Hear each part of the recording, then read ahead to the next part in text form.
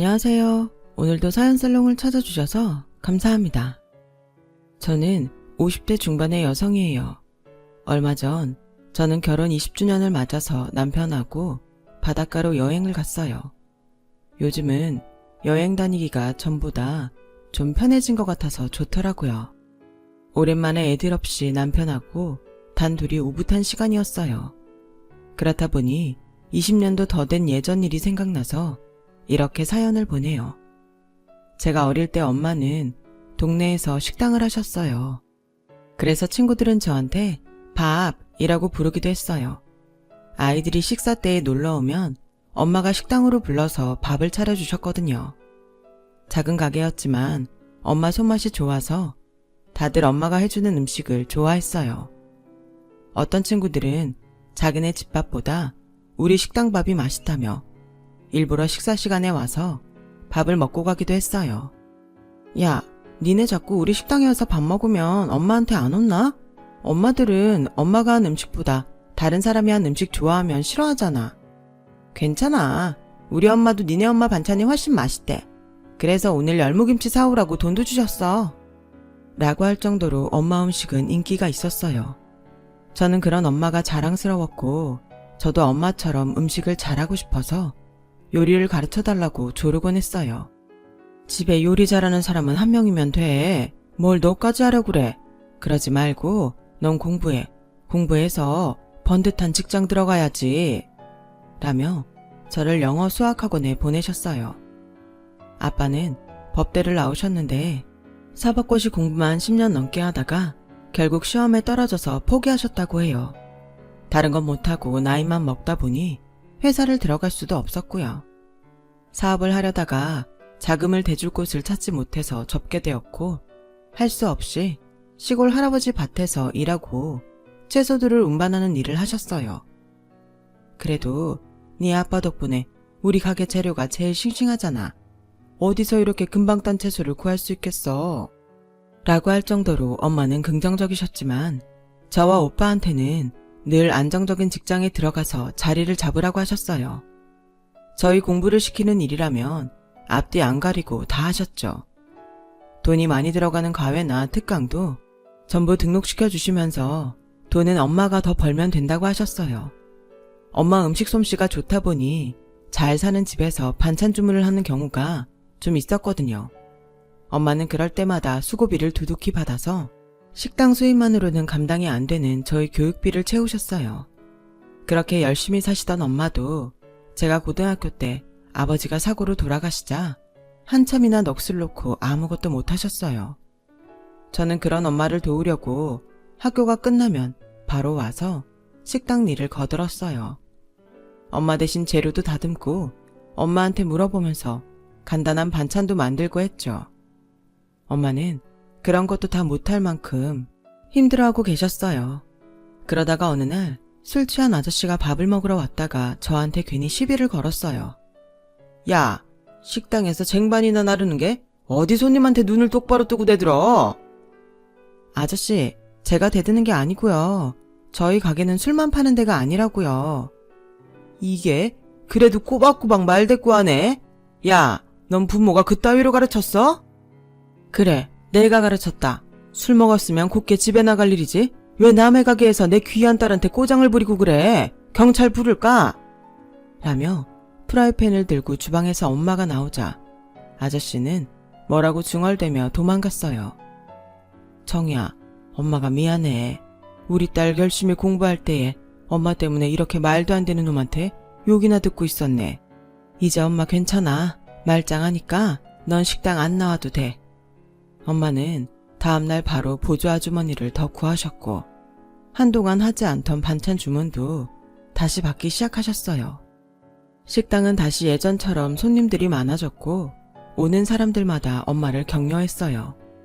반찬을 주문하는 손님들은 엄마가 다시 기운을 차렸다며 잘했다고 선물을 보내주기도 했고요.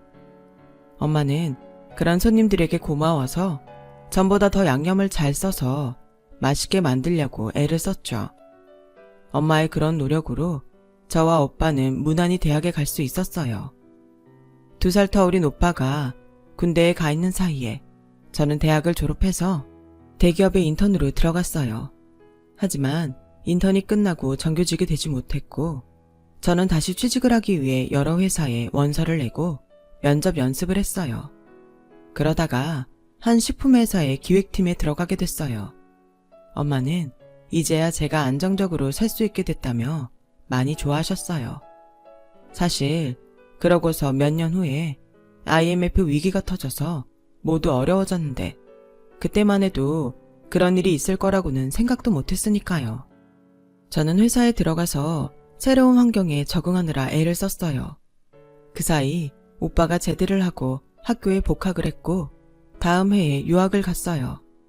꼭 하고 싶은 공부가 있다며 장학금을 받는다니 엄마도 그러라고 하셨죠. 그래, 오빠는 공부 나보다 잘했잖아. 요즘 오빠보다 못한 사람들도 유학 많이 가던데 안 가면 억울하지. 오빠, 생활비는 내가 보탤 테니까 걱정 마. 야, 됐어. 나도 모아놓은 돈 있어. 모양 빠지게 무슨 동생한테 용돈을 타냐? 외국 나가서 사는데 그게 뭐가 중요해. 받을 수 있을 때 받아. 무슨 일이 생길지 어떻게 한다고 돈을 안 받아. 너야말로 엄마 잘 모시고 있어. 엄마 점점 나이 드시는데 건강도 신경 써야지. 돈 잘 모아놔. 라고 티격태격 하다가 오빠는 유학을 갔고 저는 뭐라고 하건 말건 돈을 보냈어요. 그렇게 몇 년이 더 지났고 저는 IMF 때에 회사를 그만둘지 심각하게 고민했어요. 회사에서 젊은 직원들도 퇴직하라고 자꾸 권고를 했거든요. 다들 어려우니 뭐라고 할 수 없지만 어떻게 네 나이 사람들 보고 회사를 그만두라고 하니? 참 너무하네.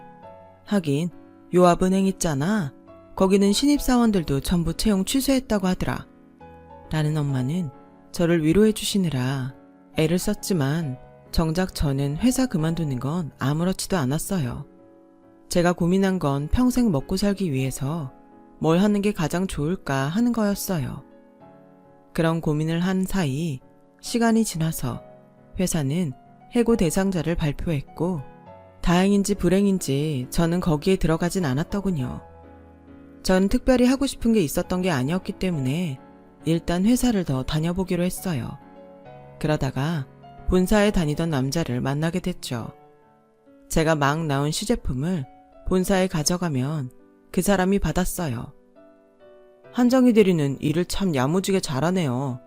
다른 사람들은 제품에 뭐가 들어갔는지 제대로 표기도 안 할 때도 많은데 한 대리는 그런 일이 전혀 없어요. 시식평가 자료도 꼼꼼하고. 그 사람은 저보다 한 살이 많아도 같은 대리직급이었는데 본사 사람이라서 은근히 저를 평가하는 말을 잘했어요. 그래도 일 잘하고 똑똑했고 여러 면에서 유능했어요. 주변에 사람들도 많은 것 같았고요. 그런 사람이 저한테 만나보자는 얘기를 했을 때 저는 너무 뜻밖이었어요. 김창호 대리님이 왜 저를 만나요? 본사에 더 좋은 분들 많잖아요. 저는 김 대리님 같이 너무 똑똑한 분은 부담스러워요. 은근히 칭찬하는 척하면서 저 밀어내는 거예요? 좋은 사람이야 많은데 제 마음에 들어야 되는 거잖아요. 한 대리는 제 마음에 드는 좋은 사람이라서 만나고 싶어요. 라며 망설임 없이 다가오는데 그런 말들이 좀 설렜던 것 같아요. 그러면서 그 사람과 저의 만남이 시작됐어요. 사회생활을 하고 나서 처음으로 진지하게 만났던 것 같아요. 전에도 잠깐씩 만나고 헤어졌던 적이 몇 번 있었지만 심각했던 건 한 번도 없었어요. 사실 그 남자가 유능해 보이는 모습에 많이 끌리기도 했죠. 저와 그 사람이 만나는 동안에 오빠는 유학을 마치고 귀국했어요. 오빠가 새로운 일을 시작하고 분주한 동안에도 저는 그 남자를 만나느라 바빴죠. 제가 젊을 때만 해도 여자는 20대에 결혼해야 된다고 생각하는 사람들이 많았어요. 엄마는 제가 결혼하겠다는 말 없이 30을 맞이하자 초조해 하셨어요. 저는 남자와 2년 가까이 만나고 있었지만 집에 말을 하지 않았어요. 어떻게 될지 모른다는 생각에 쉽게 말을 꺼내기 어렵더라고요. 그 사람이 결혼에 대해서는 말한 적이 없었고 저도 그랬어요. 남자는 워낙 여기저기 동호회도 많이 다니고 인기도 있었기 때문에 어쩌면 이대로 헤어질지도 모르겠다는 생각도 했었죠. 그래서 만난 지 3년 되었을 때 제가 먼저 그만 만나자고 마음먹었는데 뜻밖에도 남자가 결혼 얘기를 꺼내더라고요. 정말 나하고 결혼할 마음이 있는 거야? 아니면 내가 뭐하러 그렇게 오래 만났겠어? 그럴 생각 없으면 진작에 관두고 다른 여자 찾지. 왜? 결혼하기 싫어? 싫다는 게 아니라 그렇게 생각하는 줄 몰랐지. 결혼 내색을 전혀 안 했잖아. 다른 사람들도 많이 만났고. 사회생활 하는데 당연히 이 사람 저 사람 만나서 평가를 해봐야지. 그렇게 만나봐야 누가 더 나한테 편한 사람인지 알 수도 있고. 너도 그러면서 뭘. 저는 누가 더 좋은 사람인지 저울질하려고 다른 사람들을 만난 적은 없었지만 그 사람이라면 저런 생각을 할 만하다는 마음이 들어서 별 말하지 않았어요. 한편으로는 저한테 결혼하자고 해준 게 좋기도 했고요. 사람 마음이란 게 참 희한한 게 그래도 내가 다른 여자들보다 괜찮다는 평을 받은 것 같아서 나쁘지 않더라고요. 그렇게 사람 저울질하고 평가하는 게 나쁜 걸 알면서도 저는 그것마저 남자의 능력으로 받아들였어요. 아마 아빠가 고시 공부만 오래 하다가 결국 능력이 없는 사람처럼 된 걸 보고 유능하고 현실적으로 보이는 그 남자를 계속 좋게만 생각했던 것 같아요. 제가 결혼을 한다고 하자 엄마와 오빠는 많이 놀랐어요. 나야 우리 딸이 좋다고 하는 사람이라면 찬성이지. 그래도 오빠가 같은 남자 입장에서 한번 보는 게 좋을 것 같다. 라는 엄마 말에 남자가 먼저 우리 집에 왔었죠. 오빠는 저를 조용히 부르더니 일단 나나 집안일에 대해서 너무 자세히 얘기하지 마. 너도 확신이 안 서니까 그동안 집에 말 안 한 거잖아. 좀 지켜보자. 저는 오빠 말대로 하기로 했어요. 그렇게 저희 집 인사가 끝나고 남자 집에 갔을 때였어요. 남자 부모님은 두 분 다 차갑고 딱딱한 인상이라 만나자마자 좀 주눅이 들었어요. 특히나 그 사람 어머니는 눈 하나 깜짝 않고 아버지도 안 계시고 어머니는 동네 식당 하시고 반찬도 주문 판매하신다고? 오빠가 미국에서 공부하고 온 것밖에 볼 게 없네. 아가씨는 뭐 하느라 그 나이 되도록 결혼도 못했어? 그동안은 결혼보다 제가 일을 잘하는 걸 더 중요하게 생각했어요. 그거야 핑계고 아가씨 집안이 별 볼 일 없으니까 누가 선뜻 나서는 사람이 없었겠지. 우리 창호가 아가씨 인생 구했네. 라는데 정말 말문이 막혔어요. 더 어이가 없었던 건 제가 이런 막말을 듣는데 남자는 잠자코 있는 거였어요. 우리 엄마가 한 말이 틀린 말은 아니잖아. 엄마가 좀 직선적이고 현실적이어서 그렇지. 나쁜 분은 아니셔. 처음 보고 너무 선입견 갖고 판단하지 말았으면 좋겠다. 라는데 정말 내가 예민하게 구는 건가 보다 싶더라고요. 상견례 자리는 무난하게 지나갔어요. 오빠랑 엄마가 워낙 깔끔하게 차려입고 나오기도 했고 저희 오빠가 덩치가 좀 있어서 사람을 압도하는 데가 있거든요. 그래서 남자 쪽에서 별말 없었던 것 같아요. 문제는 그 후에 일어났어요. 제가 퇴근하고 엄마 식당에 갔을 때였어요. 엄마하고 도우미 아주머니하고 셋이서 이런저런 얘기를 하고 있는데 느닷없이 남자 어머니가 들이닥쳤어요. 어머, 이런 누추한 데까지 어떻게 오셨어요? 이리 좀 앉으세요. 네, 앉는 건 됐고요. 창호가 정희 어머니 솜씨가 좋다고 해서 저도 반찬 좀 시켜볼까 하고요. 친구네 가져갈 거랑 똑같이 갈비찜 2개요. 근데 갈비찜 같은 것도 해보셨어요? 그럼요. 갈비찜 주문도 꽤 들어오거든요. 제가 정말 좋은 재료로만 해드릴게요. 그래야죠. 실은 오늘 혼수 얘기도 좀 할까 했는데 그건 다시 날짜 잡아서 얘기하죠. 답답해서 못 있겠네요. 그럼 부탁해요. 하고 자기 할 말만 하고 쌩 가버리더라고요. 저는 남자한테 이게 무슨 경우냐고 따졌고 남자는 전보다 더 무심하게 난 별 생각 없이 사실 그대로 말했어. 어머니 음식 솜씨 좋으신 거 맞잖아. 그러니까 엄마도 한번 사보고 싶었나 보지. 내가 엄마 마음까지 일일이 통제할 수는 없잖아. 그냥 좀 넘어가. 그런 문제가 아니잖아. 사돈될 사람한테 어떻게 이런 예의 없는 행동을 해. 아무리 시어머니여도 엄마가 사부인인데 무슨 태도가 일반 손님만도 못해? 그럼 우리 엄마가 니네 어머니한테 굽신굽신해야 돼? 사돈 되는 거면 그래야 되는 거야. 가게가 좁으니까 좁다고 한 거고 갈비찜을 해본 적 있는지 물어볼 수도 있는 거지. 너 생각보다 더 편견이 심하구나. 저는 점점 남자에게 정이 떨어졌어요. 3년을 사귀면서도 저를 그렇게 생각하는 줄은 몰랐거든요. 냉정하고 차갑게 느껴져도 그게 유능하고 이성적이어서 그러려니 했는데 점점 그게 아닌 것 같다는 마음이 들기 시작했어요.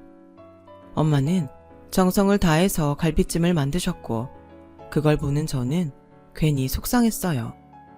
고기도 한우로 하고 이렇게 재료도 좋은 것만 쓰는데 돈 많이 받아. 이런 건 돈 받는 거 아니야. 그냥 해줄 수도 있어. 그 어머니 하는 거 봤잖아. 어떻게 그냥 해줘? 너도 말 그렇게 하지 마. 네 시어머니 되실 분이잖아. 라며 엄마는 땀을 뻘뻘 흘리면서 일을 하셨어요.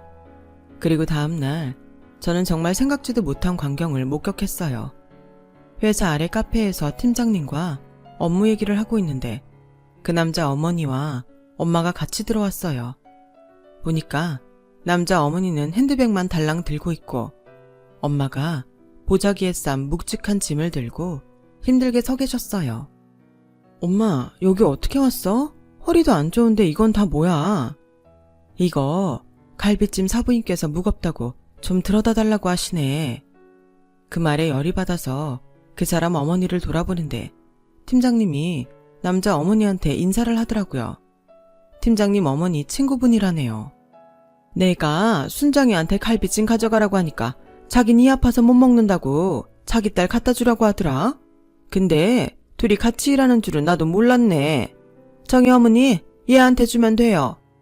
라는 남자 어머니 말에 엄마가 힘들게 팀장님한테 갈비찜을 주려는 걸 제가 얼른 받아서 테이블 위에 올려놨어요. 일하는 시간이라 바쁘지? 내가 시간이 지금밖에 안 돼서 왔어. 그럼 일 열심히 하고 너도 우리 예비 며느리 잘 좀 봐줘. 라더니 엄마한테는 눈길도 안 주고 가버리더라고요. 제가 화가 나서 뒤쫓아 나가려는데 엄마는 저를 막으면서 다독이셨어요. 팀장님은 괜히 미안해하며 제 눈치를 받고 저는 화가 나서 일이 손에 안 잡혔어요. 퇴근하고 회사를 나오는데 남자가 저를 기다리고 있더군요. 가자. 어머니가 저녁 먹으면서 혼수 얘기할 게 있으시대. 내가 엄마가 갈비찜 배달했다는 문자는 봤어? 아, 그거? 어머니가 엄마랑 갈비찜 들고 오셨나 본데 그게 왜 사과할 일이야? 요새 우리 엄마 허리 아파서 고생하시는데 당연히 사과할 일이지. 갈비찜도 만들어주고 배달까지 하고. 우리 엄마가 당신 어머니 심부름꾼이야? 말은 바로 하자. 갈비찜 값은 어머니가 안 받으신다고 한 거고 정말 힘드셨으면 하지 마셨어야지. 왜 니네 어머니 결정까지 사과하라고 그래. 그동안 없이 산다고 무시 많이 당하고 산 건 알겠는데 이런 식으로 열등감 드러내지 마. 너야말로 당신 어머니라고 말한 거 사과해. 와, 진짜 할 말이 없다. 나 오늘 그 자리에 못 가니까 그런 줄 알아. 적어도 혼수얘기 같은 걸 하고 싶으면 상대방 시간은 되는지는 물어봐야지. 라고 하고는 집으로 돌아왔더니 그새 남자 어머니가 엄마한테 전화를 했더라고요. 오늘 혼수 얘기하자고 너 보자고 했는데 네가 안 왔다면서 혼수 목록을 쭉 불러주는데 이렇게나 많이 해달라고 할 줄은 몰랐다. 라길래 엄마가 전화로 받아 적으신 걸 봤더니 정말 가관이었어요.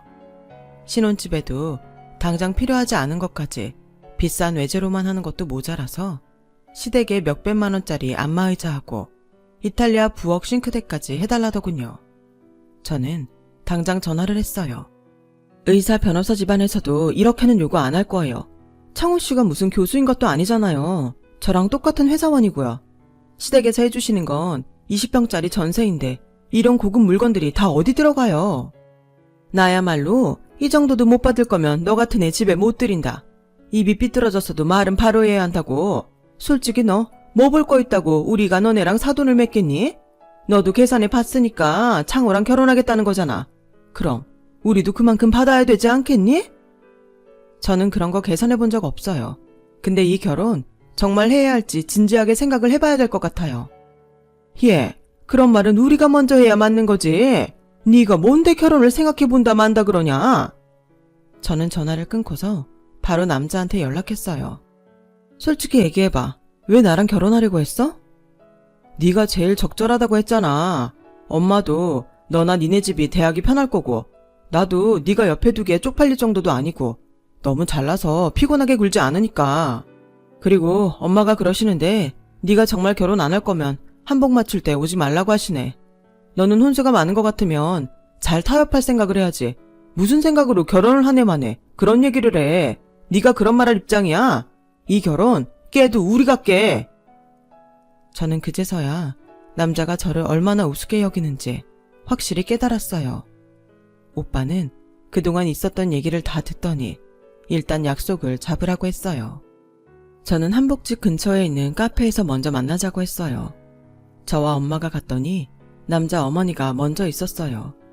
우리 엄마를 보고도 자리에서 일어날 생각을 안 하더군요. 남자 어머니는 저를 보자마자 예, 내가 속이 좀 안 좋아서 그러는데 근처 약국 가서 소화제 좀 사와라. 정희 어머니는 거기 제가 시킨 차 나왔는데 좀 갖다 주세요. 라며 심부름부터 시키더군요. 그러자 카페 매니저가 나와서 저와 엄마한테 정중히 고개 숙여 인사했어요. 사장님하고 사모님 오셨어요. 소화제 저희가 직원한테 사오라고 하겠습니다. 차는 제가 가져올게요. 라며 차를 갖다 놓고는 따로 의자를 가져왔어요. 사모님, 허리 불편하신데 여기로 앉으세요. 이 의자가 편해요. 이게 다 무슨 소리야? 사장님, 사모님이라니? 이 사람들이 여기 사장이에요? 이 건물 주인이세요. 모르셨어요? 카페 매니저 말에 남자 어머니는 놀라서 입이 벌어지더군요. 그때 오빠가 성큼성큼 안으로 들어왔어요. 죄송합니다. 정희가 이렇게 만나서 얘기해야 자기 말을 들어줄 것 같다고 해서 학교 끝나자마자 바로 왔는데 좀 늦었네요. 학교요? 무슨 학교요? 라며 어리둥절한 남자 어머니에게 엄마가 우리 정석이 땡땡대학 경영대 교수예요. 오빠가 미국에서 MBA 받았다는 건 제가 미처 말씀 못 드렸네요. 이 건물도 제가 오빠 생활비 쓰라고 보낸 돈 모아서 오빠가 주식을 사뒀대요. 그게 많이 올라서 한국 오자마자 제 이름으로 이 건물 사줬고요. 엄마는 여기 옆에 있는 고급 한정식 운영하세요. 아니, 전에 봤을 때 분명히 그 지저분한 식당에서 만났는데? 그 식당 거기에 일하는 아주머니한테 넘긴 지 좀 됐어요. 그날은 엄마가 아주머니 도와드릴 게 있어서 가셨던 거고요. 이 정도면 제가 이 결혼 안 하겠다고 해도 되겠죠? 그쪽에서 제가 가진 거 없어서 신분 세탁하는 거라고 했잖아요. 아니, 근데 저번 상견례 때는 왜 이런 얘기를 안 한 거예요? 이거 우리 떠보려고 한 거 맞죠? 제가 그러자고 했습니다. 이렇게 계산적인 모습이 저한테 다 보이는데 정의가 순진해서 잘 모르는 것 같아서요. 이 결혼 저희가 안 합니다. 라고 오빠가 말하자 저희 가족은 전부 자리에서 일어났어요. 그러자 시어머니는 얼른 엄마 손을 붙잡고 아이 사부인 이렇게 끝내면 어떡해요. 몇 번 만나보기만 했을 뿐인데요. 혹시 섭섭하신 거 있었으면 마음 푸시고 다시 얘기해봐요. 이거 놓으세요. 우리 애한테 할 말 못할 말 다 해놓고서 이제 와서 뭐요? 그리고 제 아들이 교수이고 제 딸이 여기 건물 주인이니까 이젠 제가 사부인입니까? 저는 그쪽한테 할 도리 다 하느라 예의를 지켰던 거예요. 앞으로 사람 함부로 무시하지 말고 겸손하게 사세요. 정말 잘못했습니다. 우리 아들 받아주세요. 네? 이렇게 일방적으로 끝내시면 어떡해요? 카페 한복판에서 소란을 피웠고 카페 매니저는 손님, 자꾸 이러시면 저희도 경찰 부르겠습니다. 다른 손님들한테 피해 안 가게 얼른 나가주세요. 계속 잘못했다고 하는 남자 어머니를 끌어냈어요. 그날 밤 남자는 저에게 계속 전화를 했고 문자로도 미안하다고 하더라고요. 남자는 출근길에 회사 앞으로 찾아와서 우리 다시 얘기해보자. 결혼이 얼마나 중요한 건데 이렇게 쉽게 그만둬? 나 쉽게 그만둔 거 아니야. 그리고 중요한 거니까 김창호 씨하고 안 한다는 거야. 또 머리 굴려서 적당한 여자 찾아봐. 근데 내가 팀장님한테도 당신네 어떤지 다 얘기했거든? 당신 회사에도 소문 다 나서 앞으로 좀 힘들 거야. 여기 경비 아저씨, 이 사람이 자꾸 저 쫓아오는데 여기 못 들어오게 해주세요. 라고 말하고 회사로 들어왔고 남자는 저를 부르다가 경비한테 제지를 당했어요. 그 후에도 남자는 미안하다고 계속 회사로 연락하다가 저희 팀장님한테 한 소리 듣고 망신만 당했죠 뭐. 저는 그 일을 겪고 결혼 평생 못하겠다고 생각했거든요. 그런데 곧 저에게 정말 좋은 인연이 생겼고 그 순수하고 따뜻한 남자와 결혼을 해서 지금까지 잘 살고 있답니다. 시간이 지나고 보니 그 남자 집안과의 일은 인생의 액땜이었던 것 같아요. 서로 알아보고 사랑할 수 있는 사이는 정해져 있나 봅니다. 제 얘기는 여기까지예요. 제 이야기 들어주신 분들 모두 행복하세요. 좋은 일만 가득하고 건강하시길 바래요. 감사합니다. 여러분, 사연 댓글에 응원과 현명한 조언 부탁드려요. 좋아요와 구독은 저에게 큰 힘이 됩니다. 오늘도 좋은 일 가득하세요.